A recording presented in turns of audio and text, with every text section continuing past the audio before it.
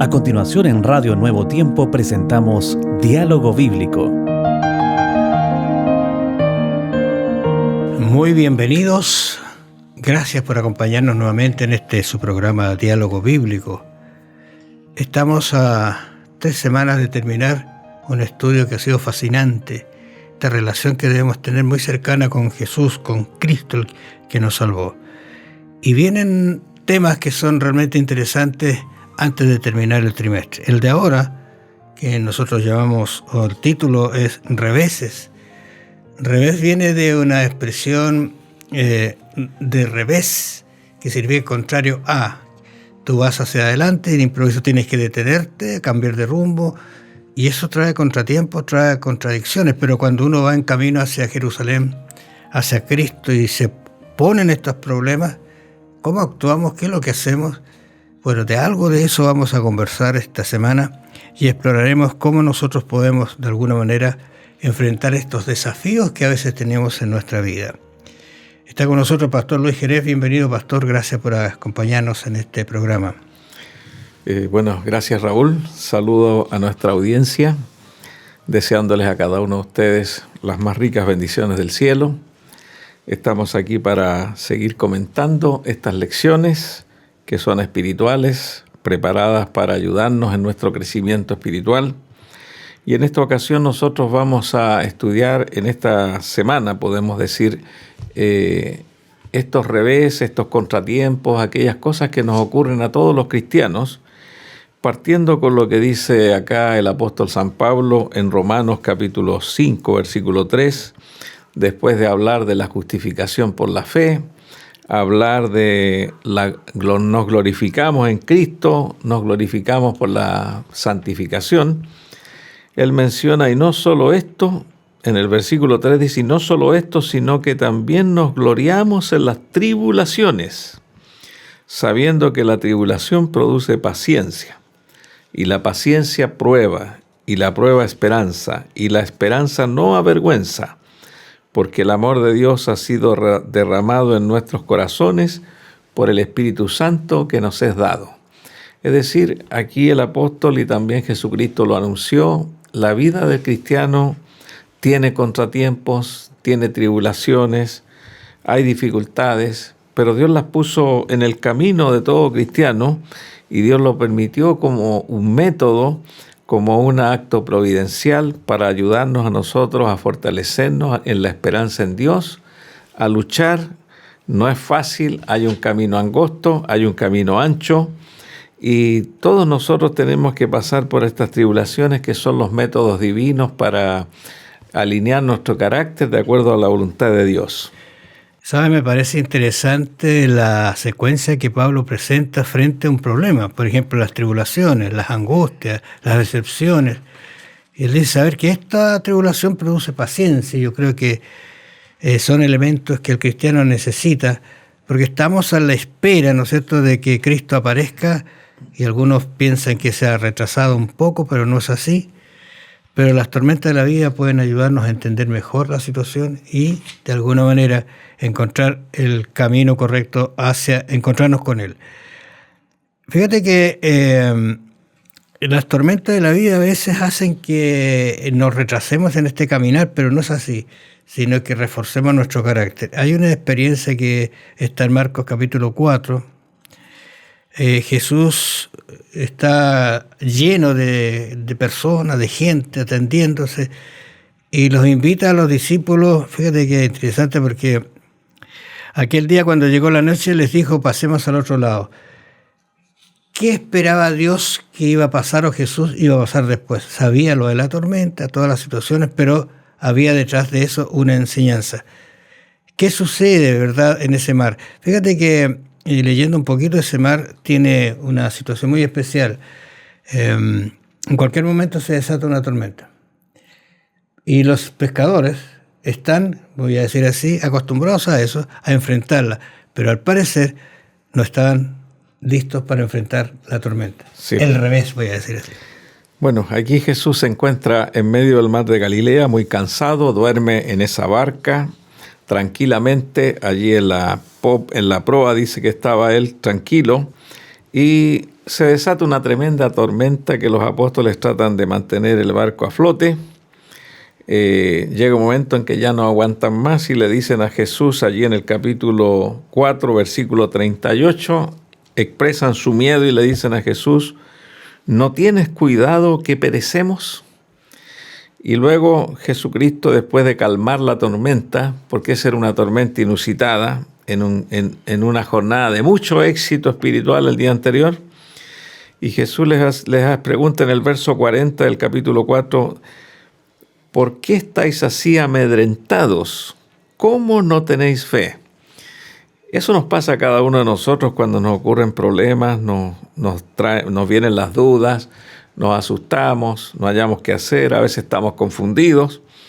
Y Jesucristo allí les dice que si estamos en la obra de Dios, si estamos con Jesús al lado, si Jesús está durmiendo, Él tiene cuidado de nosotros aunque aparentemente esté durmiendo. Pero Dios está cuidando nuestra vida. Ahora, lo interesante de esto es que Jesús se sentó en un lugar donde se sentaba el que dirigía el barco. Dice que era el único lugar donde había un asientito y un cojincito. Y allí se durmió, frente a una tormenta. El otro aspecto que es interesante es que dice que no todos los discípulos eran nuevos en la navegación, pero Pedro y Santiago eran pescadores, pero tuvieron miedo. Incluso se dice que los pescadores normalmente se les pregunta si saben nadar y dice que no, porque frente a una situación terrible, poco pueden hacer. Pero conocían el mar, y lo otro que dice este relato, que es el único relato del Evangelio que presenta a Jesús durmiendo. Siempre ha estado despierto. Pero todos los actos de Jesús, todas las directrices, las palabras, tienen un propósito.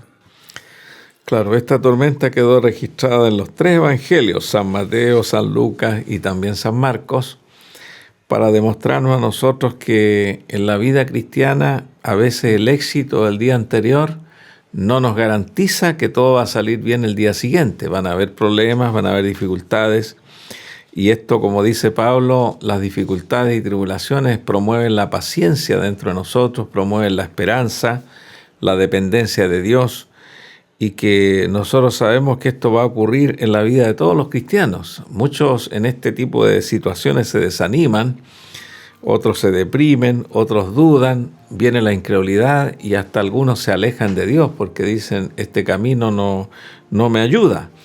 Pero esto es parte de la escuela de Cristo en la cual nosotros estamos inscritos, y Jesús está transformando nuestra vida y nuestro carácter.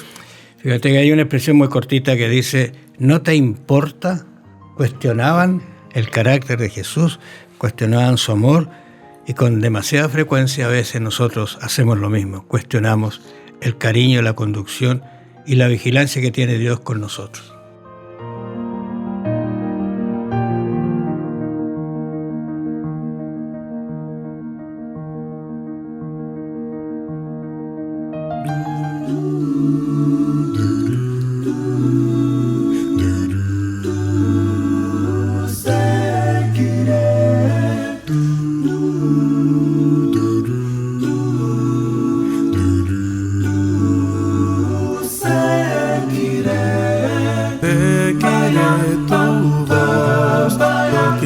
Que vaya, la escucharé. No importa el lugar o el problema que esté, siempre estaré a tu lado, oh Señor. Y no importa el lugar, tu dulce voz escucharé, tu dulce voz. Al oír tu voz, siento seguridad y plena paz, ya que confiado estoy, no debo temer del mal. Siempre estaré a tu lado, oh Señor.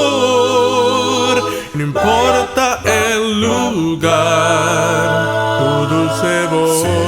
escucharé.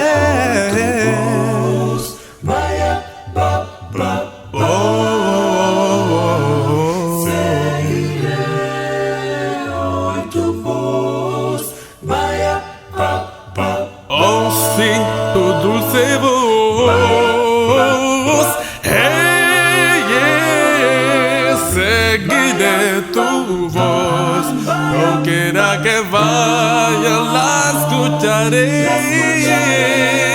No importa el lugar o el problema que esté,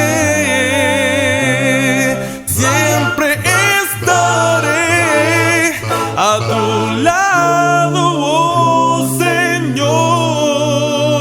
Y no importa el lugar, te seguiré.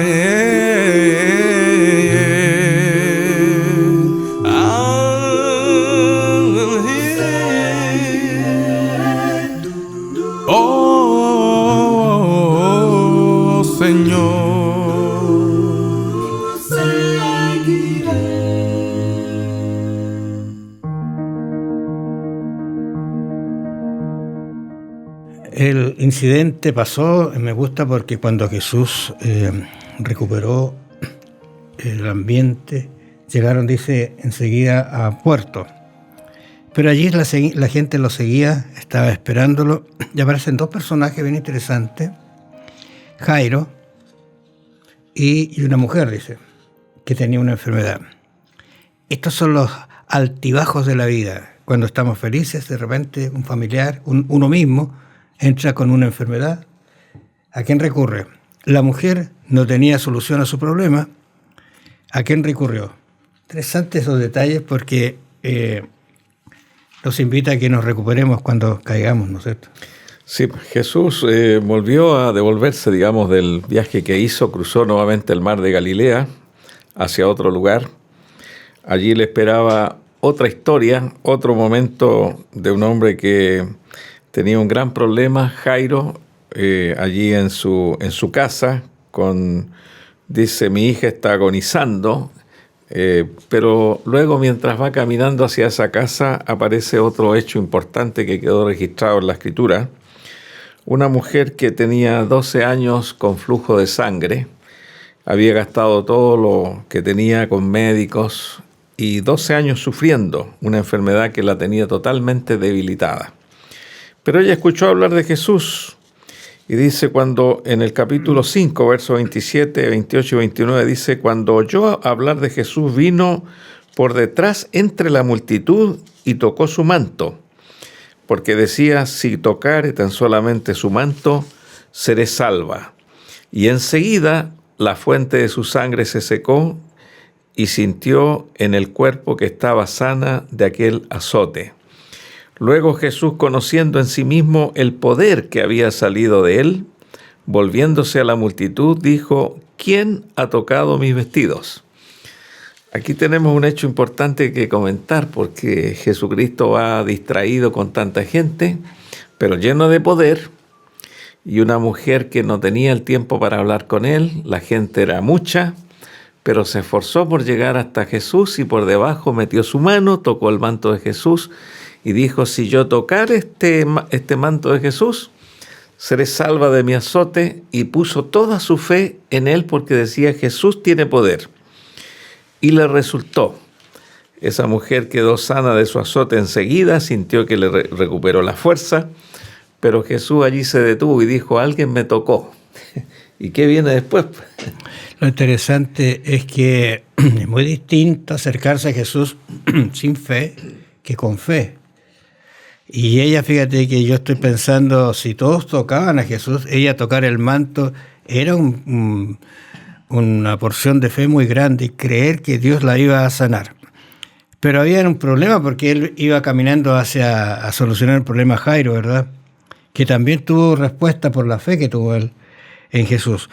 Pero lo interesante es que Dios distingue entre la multitud, entre el alborozo, entre todos los que pueden estar alrededor nuestro.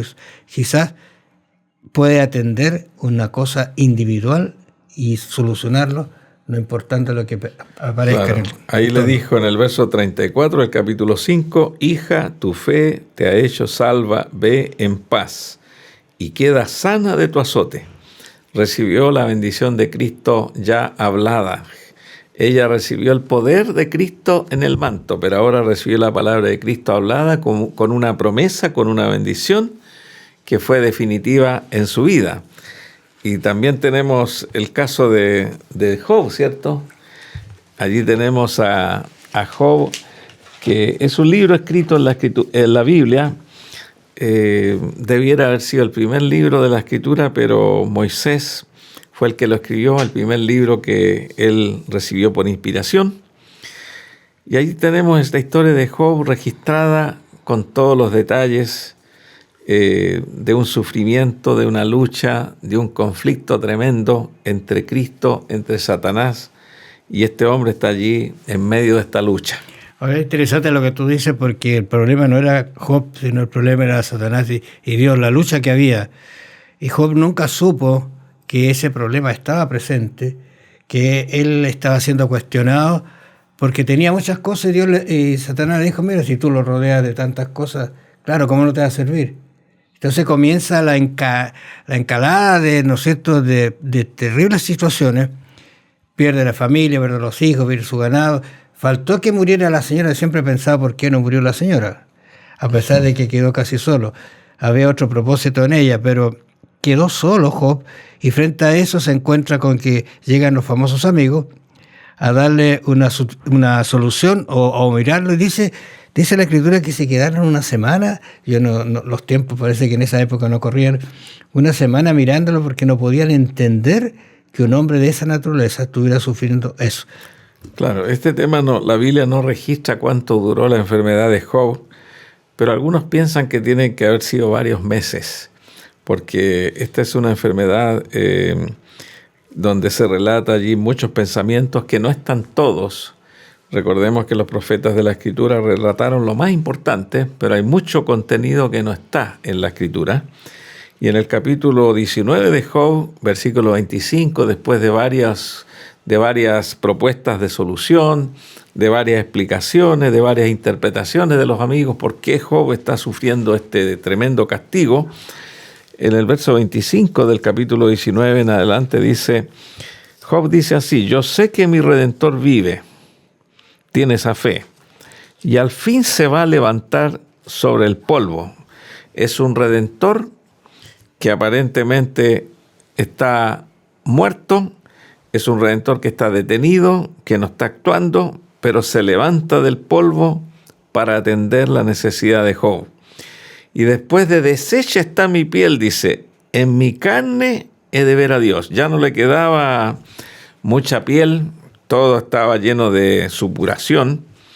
Y luego el verso 27, al cual veré por mí mismo y mis ojos lo verán y no otro, aunque mi corazón desfallece dentro de mí. O sea, esa fe Job la tenía dentro y no renunciaba a tener ese encuentro con Dios pese a la situación que estaba viviendo. Fíjate que hay un detalle que uno debe pensar, porque frente a las situaciones pareciera que todo el mundo tendría que ayudarnos, pero Job se quedó solo. Ni los amigos, ni la mujer, ni nada tenía. Recuerda que la mujer le dijo, mira, ¿por qué no maldices a Dios y te mueres? Porque ya me imagino que esa mujer estaba también sufriendo por la situación de darle el alimento, quizás no acercarse porque era tan contagiosa la enfermedad que tenía, no lo sé. Pero Job manifiesta una fe grande en Dios. Y como tú lo has leído, dice, y esta expresión, no sé, de deshecha está mi piel, fíjate. O sea, cuando ya no quede nada de mí, estaba ya en ese proceso de no quedar nada. Estaba, digamos, terriblemente mal. Y dice después, deshecha está mi piel, en mi carne he de ver a Dios. O sea, qué manera de tener fe en un Dios vivo.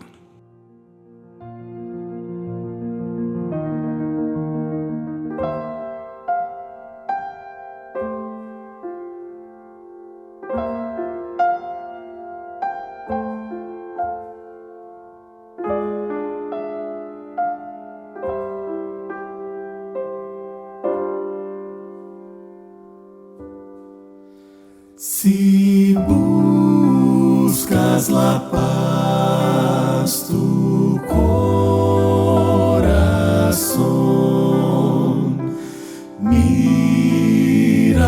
a Cristo, Él es la solución. Si el dolor y pesar nublaron tu mirar, Jesús va a devolver tu vivir y dar completa victoria, la paz y el perdón. Tú debes tan solo aceptar y querer. Jesús va a vencer hoy por ti.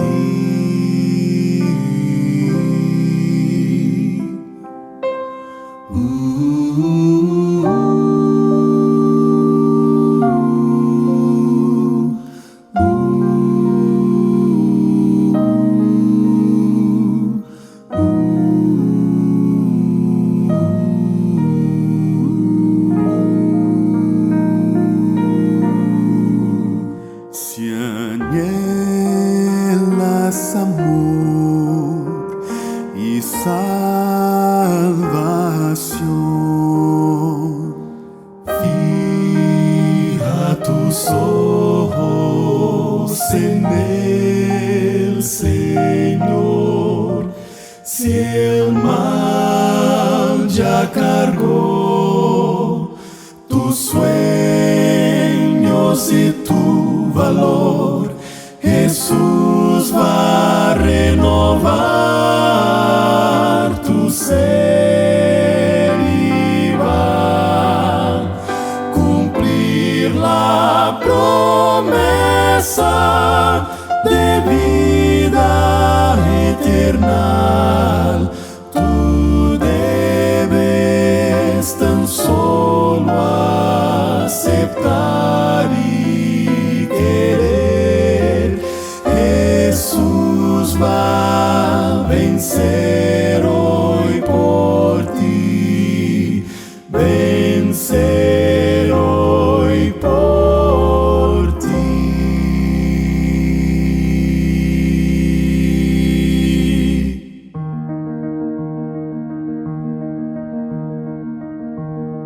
Entre las situaciones difíciles que pasaron los discípulos fue después de la muerte de Jesús. Había una esperanza, tú recuerdas que habían ido a Jerusalén, la entrada triunfal. Era toda una esperanza de que Él iba a arreglar la situación, pero ellos miraban una situación humana y no la eterna que Dios quería. Y frente a eso nos encontramos con un relato en el capítulo 24 de estos discípulos. Dice que iban camino a Emaús. Nunca he sabido, no sé si tú has encontrado a qué iban. A lo mejor era la casa donde vivían ellos y venían a Jerusalén a juntarse con los discípulos, pero ¿a qué iban? Pero iban desalentados, desanimados, el revés, el contratiempo era muy grande, el maestro, el único que podía solucionar su problema, había muerto y dicen que algunas mujeres lo habían visto. Claro. Bueno, aquí tenemos un relato que agradecemos a Dios porque está en la Escritura. El camino a Emaús. 2 discípulos van caminando, buscando respuestas, explicaciones, cómo interpretar que los malos habían triunfado. Los sacerdotes, los saduceos, los romanos habían dado muerte al poderoso Jesús, que ellos consideraban como su maestro, y que esa religión que Jesús había predicado, ellos pensaban que iba a morir con Jesús. Y sus esperanzas estaban frustradas, no tenían explicación. Jesús se añade al camino, dice el versículo 15 del capítulo 24, dice, sucedió que mientras hablaban y discutían entre sí, Jesús mismo se acercó y caminaba con ellos. Y luego en ese caminar se integra la conversación y Jesús con las Escrituras empieza a explicar por qué Jesús murió, por qué los malos triunfaron. Y allí en el verso 25 dice que Jesús les dice a ellos, oh insensatos y tardos de corazón para creer todo lo que los profetas han dicho. ¿No era necesario que el Cristo padeciera estas cosas y que entrara en su gloria? Y allí comenzó a explicar la Escritura a Jesucristo. ¿Y por qué Jesucristo se indispuso en ese momento? Porque Él había dicho estas cosas. Claro. Las había explicado antes, pero ellos no lo entendieron. Aquí hay una expresión que a mí me dice la verdad en relación a los reveses, a las dificultades, a los problemas que a veces tenemos. Dice el versículo 16 de Marcos que estamos leyendo, ¿no es cierto? Dice, mas los ojos de ellos estaban velados para que no le conociese. O sea, la problemática había cegado y no podían entender o conocer que al lado de él, al lado de ellos, estaba Jesús. Sí. Y cuando les abrió las Escrituras, aún así no entendieron, pero sí Dios hizo, ¿no es cierto? Jesús hizo un resumen de cómo los antiguos habían abordado el tema de su venida, del Mesías, y que se había cumplido exactamente igual. Y lo otro es que aquí Jesús nos enseña otra lección importante. Cada vez que nos suceden cosas sin explicación, cosas difíciles que confunden la vida, que a veces no hayamos que hacer, la recomendación es ir a la Biblia, empezar a leer la Escritura, orar al Señor, porque en la Escritura hay una esperanza, hay un consejo, y tal vez lo que el Señor nos va a permitir leer en ese momento va a ser exactamente lo que necesitamos para entender lo que nos está pasando. Y también quiero hablar un poquito, Raúl, de una persona que aparece también aquí en estas lecciones, Elena Harmon, esta señorita que en ese momento tenía unos 14 años, casi 15, le faltaban 4 meses para cumplir 15 años. Una señorita que era muy acomplejada porque había tenido un golpe en su cara, su nariz la tenía deformada, era una niña retraída, había perdido parte de sus facultades mentales, pero no totalmente, pero ella se sentía muy afectada porque era estigmatizada por el resto de los niños. Uh-huh. Ella en ese momento se refugió en las predicaciones de su iglesia y también en la predicación de Guillermo Miller, al cual escuchaban que venía Jesús, y ella decía, si Jesús viene va a arreglar todos mis problemas, porque Jesús ha prometido llevarnos al cielo, y como niña ella tenía una fe muy, muy firme. Entonces ella tuvo un sueño maravilloso. Dios le dio ese sueño en el cual ella se le invitó a tener una entrevista con Cristo. Un ángel le guía en el sueño, la hace subir por una escalera bien empinada. El ángel le dice, no mires para abajo, tienes que siempre mirar hacia arriba. Hasta que llegó arriba dejó sus cosas, y allí Jesús sin palabra la miró, le puso su mano en la cabeza, le dijo, no temas.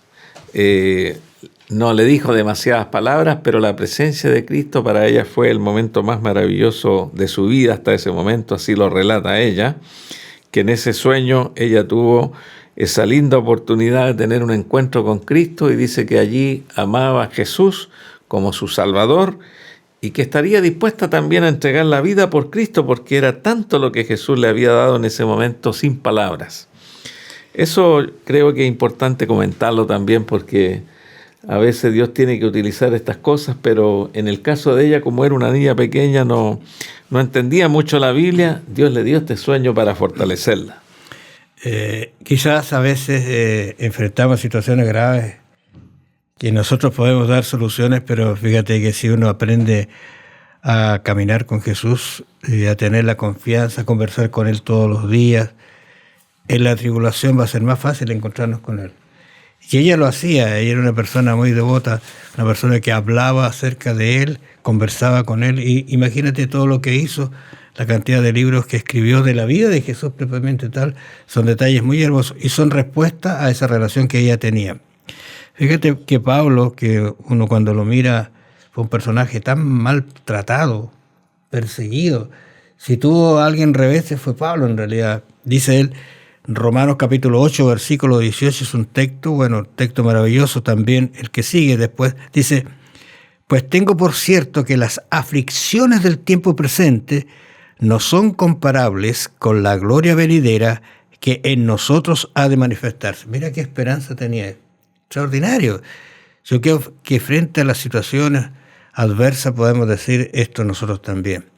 Las aflicciones no se van a comparar con la respuesta y con lo que Dios ha preparado. Y Romanos 8:28, que es un texto que es bien conocido, y dice, quizás nos lo dejamos para que ustedes lo mediten, y sabemos que a los que Dios aman, todas las cosas les ayudan a bien. Es a saber, a los que conforme al propósito son llamados. Que el Señor los bendiga y los acompañe. Tómese de la mano de aquel que conoce el camino. Bendiciones, nos encontramos la próxima semana. Escuchaste en Radio Nuevo Tiempo, Diálogo Bíblico. Sigue en la sintonía de La Voz de la Esperanza.